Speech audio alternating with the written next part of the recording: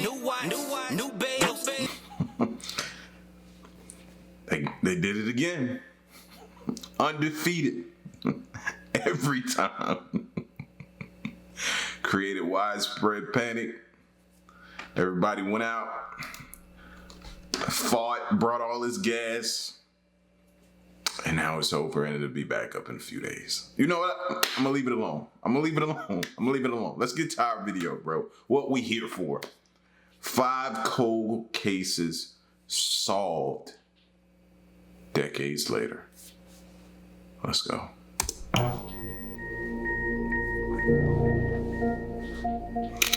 Five cold cases solved decades later. When a crime occurs, police immediately set out to solve it and catch those responsible. Some cases get solved right away, others can take weeks or even years.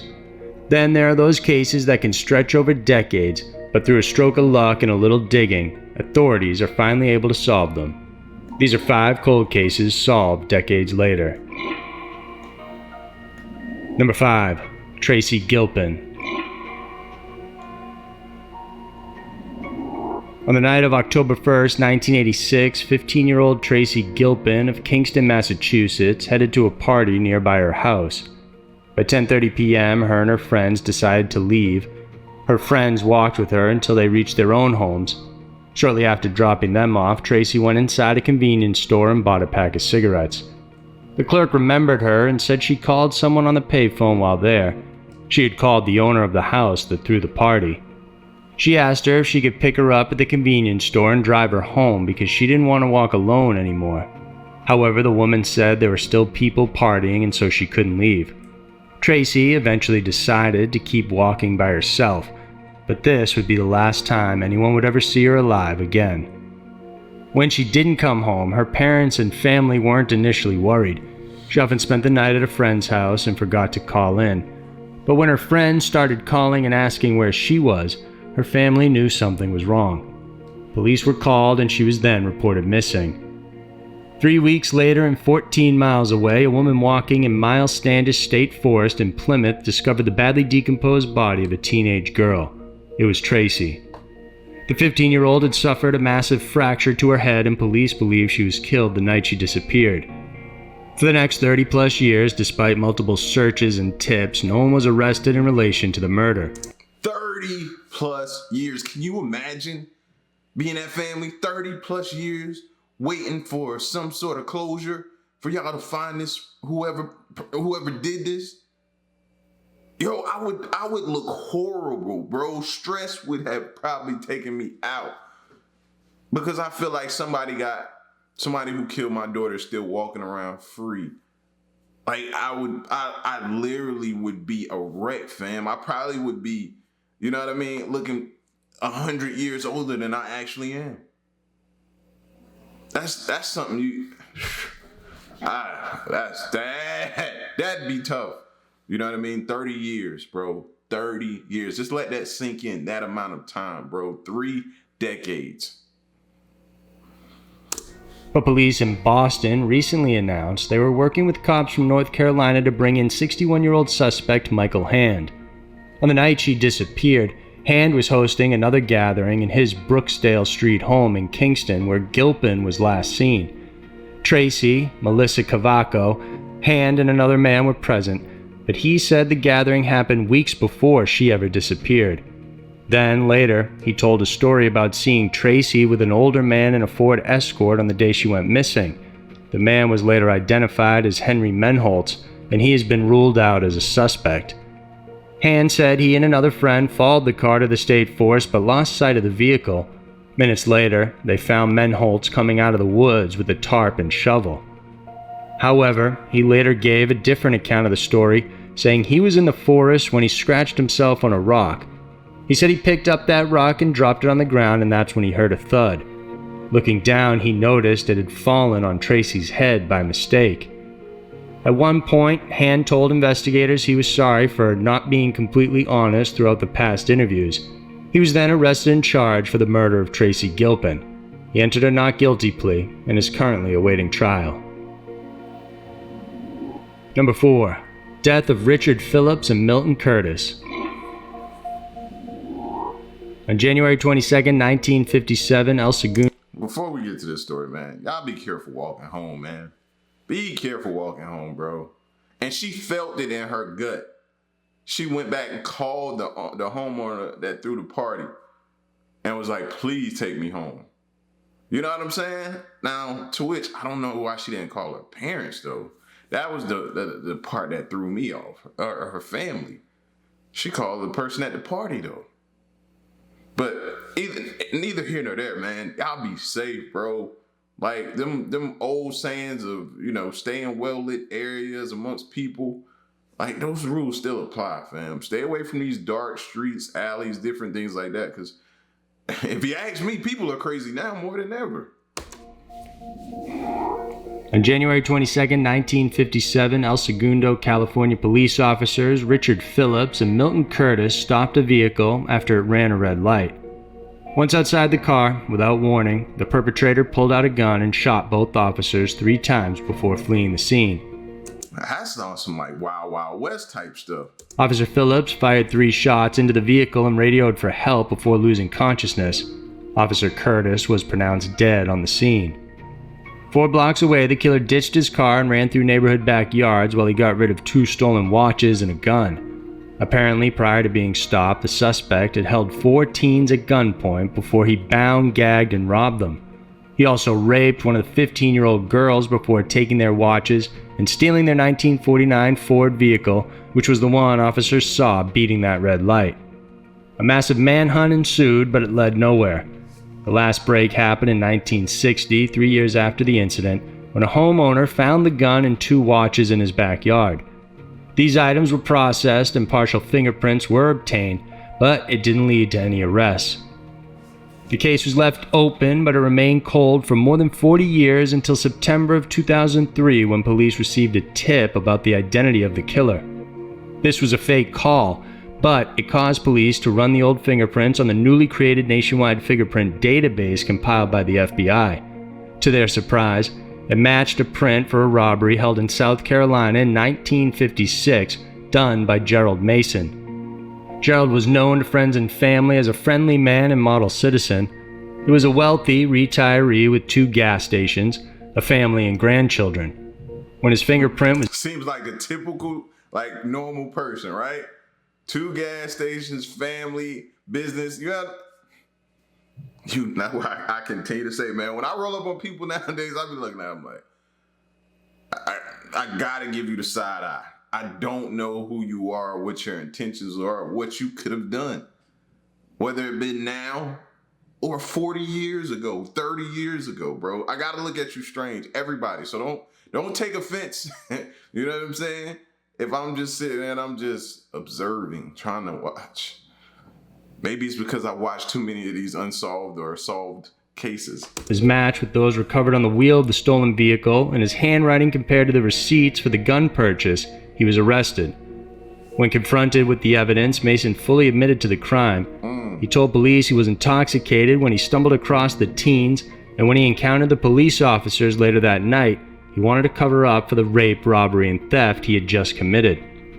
Mason pleaded guilty to the crimes and was sentenced to 2 consecutive life sentences. He was denied parole in 2009 and later died in prison at the age of 83. But at this stage of his life, he was already old now. You talking about he done lived 40 years of his life after he committed those crimes. So at this point in time, I think he was just more so like, okay, I've done everything I wanted to. That's just what I'm thinking. You know what I mean? I know it was hard for them back then. They didn't have all the technology capabilities that they have now, the social media aspects to be able to, all of the different camera footages, CCTV, different things, you know what I mean, that they possess now to be able to catch somebody. But yeah, I just feel like we didn't get all the justice we need up out of him.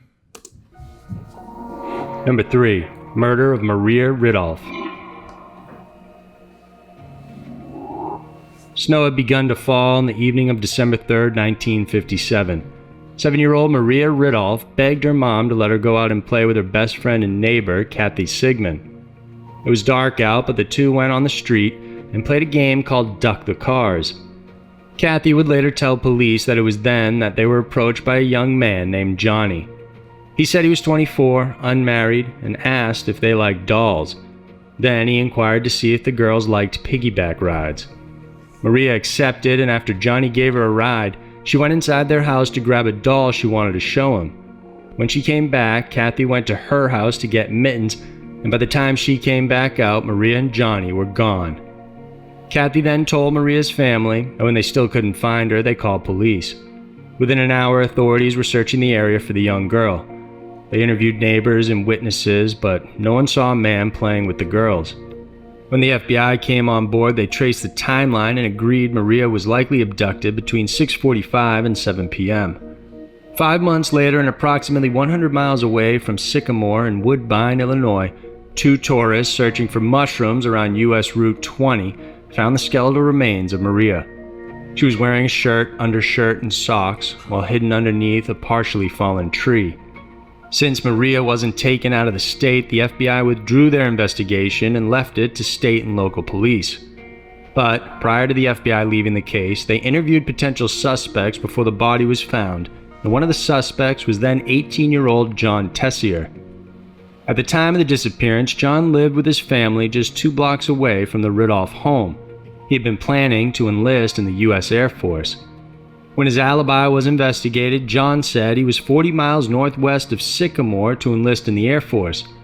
On December 3rd, he visited the Chicago recruiting station, corroborated by records, then spent the day sightseeing. He returned to Rockford by train that night and arrived at 6:45 p.m. He made a collect call to his parents asking for a ride home. Phone records showed a collect call was placed to the Tessier home at 6:57 p.m. by someone named John. After that phone call, John met enlistment officers at Rockford to drop off paperwork. They confirmed that they did speak to him at 7:15 p.m., and because his alibi checked out, the FBI closed the file on him completely. John went on to serve 13 years in the U.S. military, and later on he became a police officer in Milton, Washington. But in 1982, he was charged with statutory rape after abusing a 15-year-old runaway. It just can't, they can't, like, he got away with one, but it never leaves their system, bro. They're bound to do something again. And I hate that that family has to go through that amount of time before they can get justice, man. But these dudes are, they just caught up in their ways, man. You know what I'm saying? This fool here, bro. Die! My bad, y'all. My bad. 2, he was charged with statutory rape after abusing a 15-year-old runaway. He pleaded guilty to a misdemeanor and was sentenced to 1 year of probation and terminated from his job. By 1994, he changed his name to Jack McCullough, and by 2011, he was already in his 70s and living in a retirement home while working as a security guard. In 2008, the case of Maria was reopened after Janet Tessier, John's half-sister, confided that on their mother's deathbed, she supposedly implicated John as the perpetrator. It was also revealed that John allegedly raped his other half-sister, Jean.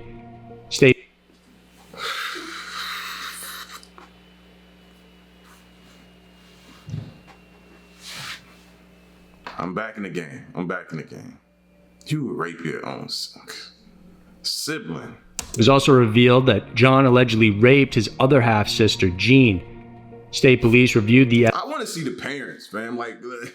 But we can't. I know sometimes we want to. Even me, look at me just then. Because I be wanting to look at the parents and be like, yo, what happened?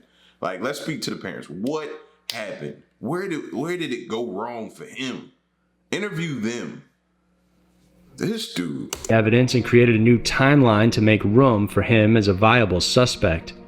In 2012, John was tried in DeKalb County for the rape of his half-sister Jean and the kidnapping and murder of Maria Riddell.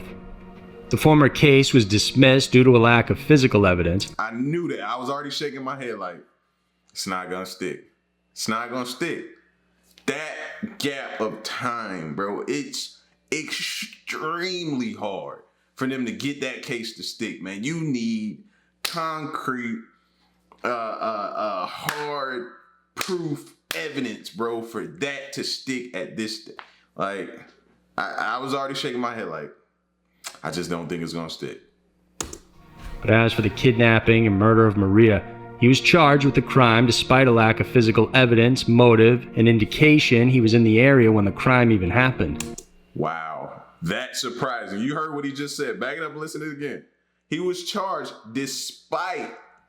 But as for the kidnapping and murder of Maria, he was charged with the crime despite a lack of physical evidence, motive, and indication he was in the area when the crime even happened. Pressure from both the Riddell and the Tessier family led to the conviction where John, at the age of 73, received a life sentence. In 2015, he filed for an appeal. Richard Schmack, the county state attorney, reviewed the case and found out that key evidence pointing to John's actual whereabouts in Rockford, 40 miles away from the crime scene, were kept out of the trial. This evidence, which was the collect call he made according to phone records, would have supported his alibi that he was not in the vicinity. With the icy road conditions taken into consideration, it would have literally been impossible for him to have driven 40 miles within minutes to abduct Riddell and eventually show up to drop his papers off to the enlistment officers by 7:15 p.m. in Rockford again. As a result, he was immediately released. Oh my God. See? This is what I was saying. They didn't have enough evidence, but the pressure from the family caused them to go ahead and convict, knowing they didn't have substantial evidence, man. But I don't blame the family, though. I don't blame the family, bro. We want, if I'm them, we want justice. Justice. That's what we want. They ain't have enough evidence, bro. It didn't stick. They convicted. He appealed. And it was overturned. That's a tough one. On April 12, 2017, John was officially declared innocent of the crime, and to this day, no one knows who killed little Maria Riddell. Number 2. How y'all feel about that? I know we all feel like he did it. He did it. He did it. It's almost like the OJ situation. Just be like, but you like, but without the evidence, you like, you just feel like he getting away, man. I don't know. Did he do it? That's tough, bro. Seems like it though, right? Diane Jackson. Boom. Diane Jackson was a 25-year-old single mother from Houston, Texas, who headed out to work for the day on December 14, 1969. She pulled up her car into the company parking lot, but she never made it into the office. Later that day, a man named William Bell saw another man walking away from a shack located near the office building. Curious, he decided to look inside the shack, and when he peeked in, he found the body of Diane. During the investigation, police discovered the woman had been raped, strangled, and then brutally stabbed to death. There were no immediate suspects, and the only thing police were able to collect from the victim's car that could possibly point to a killer were latent prints found outside the vehicle. This was then filed away, and the case eventually went cold. After decades of advances in technology, the brothers' victim, David, expressed an interest in retesting and re-examining the case in 1989. David had become a Texas State Highway Patrol officer and later joined the Texas Rangers. He asked Houston PD to review the case and the witness reports as well to see if there were any new leads. The Houston PD also ran their prints and their updated local database, along with the Texas Department of Public Safety's automated fingerprint identification system, but nothing came out of that search. It would take another 14 years before the case received attention again. This time, the latent prints were prepared by examiner Jill Kincaid to be run against the FBI's newly established nationwide fingerprint database. Searching through over 70 million offenders, it yielded 20 possible matches. Jill then checked each one individually and positively identified a match in a man named James Davis. Davis had been in and out of prison several times throughout his life. In fact, he had just gotten out of prison just 9 days prior to the assault and murder of Diane. After the latent print identification, the lead investigator found the suspect living along the Texas-Arkansas border. Since his fingerprints were obtained on the outside of the vehicle, they needed a confession to convict him. When Davis was interviewed, he was visibly shocked when police questioned his whereabouts between 1969 and 1970. He also became nervous when showed photos of the victim's vehicle. All you need is that story to be different. Just different. You know what I'm saying? All you need. Well, did they? No, they probably didn't speak to him back then. Dang. Maybe he'll confess, though. He then eventually pled guilty in court and was sentenced to 34 years to life in prison for Diane Jackson's murder and rape. Number 1. Jacob Wetterling.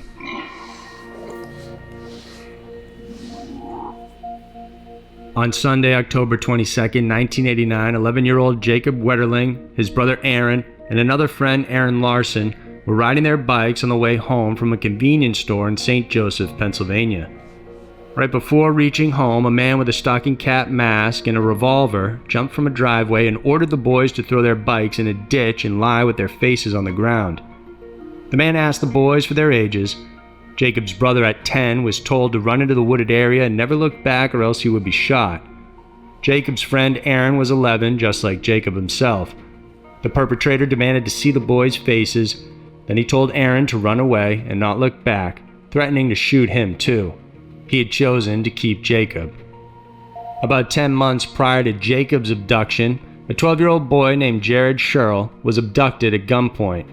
He was sexually assaulted, then threatened by an adult male. The perpetrator had the same MO as that of the Wetterling abduction, also threatening to shoot the boy if he looked back. This happened just 10 miles from where Jacob and the boys were stopped. Despite the investigation, nothing ever panned out. There were persons of interest, but no evidence to stick to them. One person questioned on December 16, 1989 was Danny Heinrich. DNA of his was collected, and it matched the one in the Jared abduction. However, the statute of limitations had expired on that case, so he was never charged. It wasn't until October 20... How y'all feel about statute of limitations, bro? Is that like some of the biggest crock of BS that, like, statute of limitations? Like, somebody got to make me understand that. If you committed a crime, it shouldn't be how. It don't matter. It don't matter. We coming back. Whatever it is, it shouldn't be no statute of limitations on anything. I would think, or maybe I need to look it up and see. Like, or y'all make me understand. What's the reason for statute of limitations? 2015, 27 years later, when Danny was named publicly as being involved in the Jacob Wetterling case. Even though he was linked to Jared's case, he wasn't charged, and so instead a search warrant had to be issued, and detectives discovered child pornography, resulting in his arrest on October 28, 2015. He then led detectives to the remains of Jacob, where he had been buried in Paynesville, 30 miles away from their home. It was confirmed through dental records that this was Jacob. As part of a plea agreement, Henrik wasn't charged with Jacob's murder, but instead to one count of child pornography. He also testified on what he did to Jacob after the abduction, where he said he handcuffed... That's another thing, man. Should we be able to lie? Be like, yeah, we're not going to charge you. If you tell us the whereabouts of this kid, as soon as you show us the whereabouts, we be like, psych, we lied. You know what I mean? I know we can't do that because once word get out, then nobody will ever confess, so it'll never really work, but maybe one or two times before people figure it out. But I don't like that either.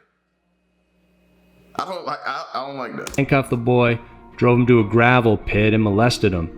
Afterwards, he shot him after hearing sirens in the distance and noted he was able to elude police by listening to a police scanner.